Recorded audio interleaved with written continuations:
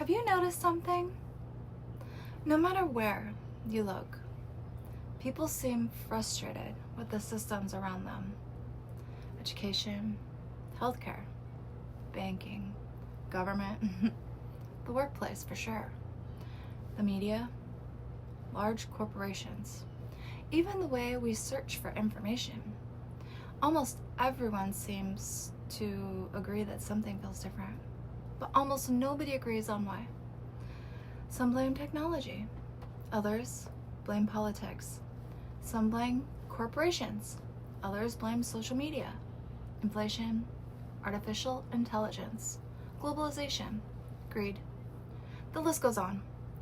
And maybe each of those explanations contain part of the story. But what if we're asking the wrong question? What if these aren't separate problems? What if they're separate symptoms? Symptoms of something much larger, something that's happening across civilization itself. Here's something I've been thinking about. Throughout history, civilizations don't simply invent new technologies. They recognize themselves around them. The invention is only the beginning. The real story is everything that changes afterward. Think about electricity. People often remember the light bulb, but electricity didn't change civilization because we could suddenly see at night. It changed civilization because eventually factories were redesigned. Cities expanded. Homes were built differently. Workdays changed. Entire industries emerged. The invention wasn't the transformation. The recognition of it was. The same thing happened when the printing press, let's say. People often think it was about books. It wasn't. It fundamentally changed who had access to knowledge. Think about education. It changed religion. It changed politics. It changed society. Again, the machine wasn't the story, the transition was. And I wonder if that's where we are today. Because this time, the changes aren't happening in one industry. They're changing almost everywhere at once.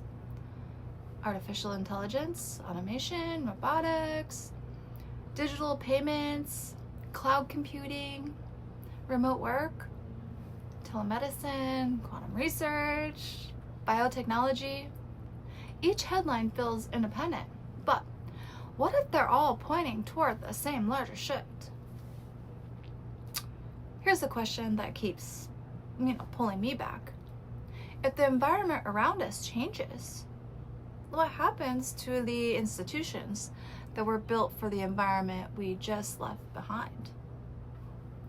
Because every institution, every school, every bank, every legal system, every corporation, every government was designed to solve the problems of a particular era, not the problems of every era. That doesn't make them bad. It makes them historical. And history has a fascinating pattern. It moves gradually until suddenly it doesn't. What if the frustration so many people feel today isn't simply about one institution or one policy or one technology? What if it's what a civilizational transition feels like from inside? Because history has one characteristic that almost everyone forgets when you're living through it. It doesn't feel historic. It feels confusing. And that's exactly why today's signal matters. Because before we decide what's changing, we first need to ask, what kind of world would produce all of these changes at the same time? To answer that, we need to step back, much further back, because this isn't the first time civilization has found itself trying to, adapt to a world that suddenly began moving faster than the systems built to organize it did. History doesn't just repeat, but it often has rhythms. Because if we suddenly study the present, it's almost impossible to know whether the experiencing right now is unique. History gives us something incredibly valuable: perspective. Imagine living in Europe shortly after the printing press was invented. To most people, it probably didn't feel like a communications revolution. It felt disruptive. Books became easier to produce, ideas spread faster, religious authority was challenged. Knowledge was no longer controlled by the same small institutions that had managed it for centuries. To the people living through it, though, it probably didn't feel like history. It felt like society was changing faster than anyone expected. Now fast forward, the Industrial Revolution. People often remember the factories, the steam engines, the railroads, but those weren't the biggest changes. The biggest change was that nearly every institution had to adapt. Families left the farms for the cities, schools had to educate workers for a completely different economy. Governments created entirely new regulations. Banks evolved to finance industrial expansion. Even the idea of work days changed. The machines weren't the revolution. The organization of society around those machines was. Then came electricity again. People remember the invention, but the invention wasn't the transformation. Electricity changed architecture, manufacturing, transportation, healthcare, communication, entertainment, the economy, cities themselves. Nothing stayed untouched. Then, automobiles. Most people think cars simply replaced horses. They didn't. Cars created suburbs, highways, drive-thrus, shopping malls, gas stations, motels, traffic laws, insurance industries, delivery networks. Even dating changed. One invention, thousands of consequences. Many of them impossible to predict when the first automobile rolled onto the road. Then came the internet. At first, it looked like a faster way to send information, but look at what followed. Commerce changed, news changed, entertainment changed, friendships changed, politics changed, education changed, advertising changed, entire industries disappeared. Entirely new ones emerged. Once again, the technology wasn't the story. Civilizational adaptation was. Notice the pattern. It keeps repeating.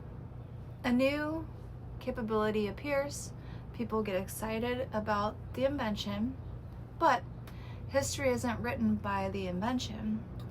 It's written by everything that has to recognize it, because the invention changed the environment. And that's where I think today's conversation becomes really interesting. Because for perhaps the first time, we're not adapting to one revolutionary, technology. We're adapting to many. Artificial intelligence, advanced robotics, biotechnology, automation, digital payments, cloud computing, satellite internet, autonomous systems, quantum research, machine learning.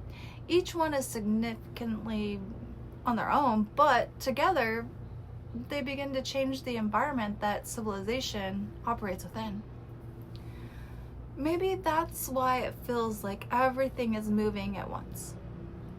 Not because every institution is suddenly failing, but because many institutions are being asked to adapt simultaneously. And that has happened before, just maybe not as often. History suggests something fascinating though. Periods like this usually feel confusing while you're living through them. People argue endlessly about the individual changes. Very few recognize the larger transition until years later, when historians look back. They often describe these periods with remarkable clarity: the Industrial Revolution, the Information Age, the Digital Revolution. But the people living inside those transitions didn't have those labels.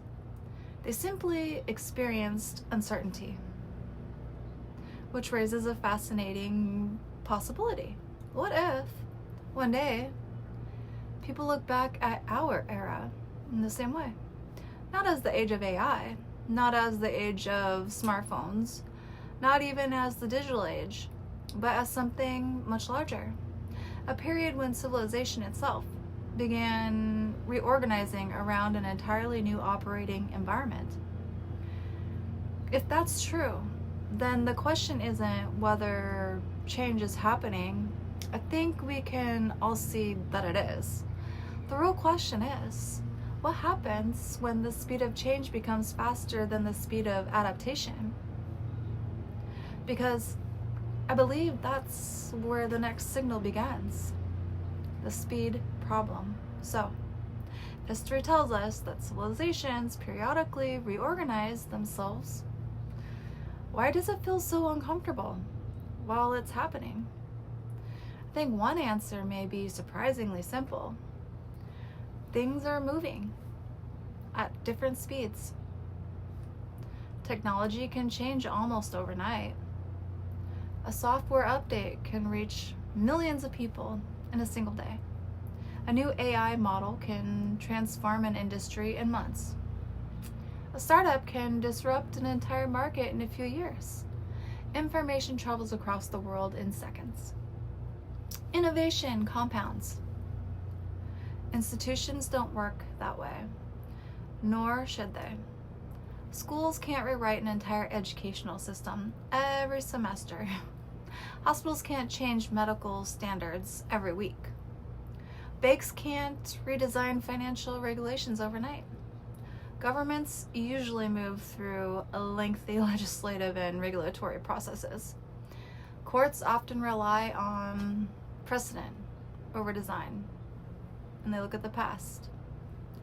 Large organizations tend to value stability because millions of people depend on them functioning reliably. Those aren't flaws, they're features. If a hospital changed its procedures every Monday, that would be terrifying. If banks' remote lending standards changed every month, confidence, that'd go away. Governments completely reinvent laws every election cycle. They sometimes try.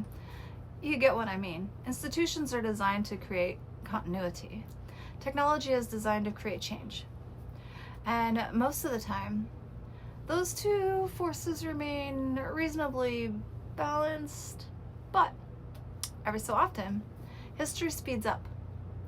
And that's when something interesting happens. The environment begins changing faster than the institutions can comfortably adapt. Think about education. For hundreds of years, the classroom was built around one simple reality. Knowledge was scarce. If you wanted to learn, you needed access to a teacher, a university, a library, a textbook. Information had value because it was difficult to obtain. Today, almost anyone with an internet connection has access to an extraordinary amount of information. Now add artificial intelligence. A student can ask questions at 2 o'clock in the morning, receive explanations, practice problems, feedback, even personalized tutoring almost instantly. Whether schools ultimately embrace those tools, limit them, or find a balance, or the environment has undeniably changed. Now think about work. Many organizations spent decades optimizing for offices. Commutes, 9-to-5 schedules, hierarchies. Then suddenly, video conferencing, cloud computing, remote collaboration, AI assistants, global hiring. Entire industries began asking questions that barely existed a generation ago. Not because anyone planned it, because the environment changed. Healthcare, banking, manufacturing, media, law, transportation. Every one of them is asking some version of the same question. How do we preserve what works while adapting to conditions that didn't exist when many of our current practices were developed? And maybe that's why so many conversations feel like people are talking past one another. One person sees innovation, another sees disruption. One sees opportunity, another sees uncertainty.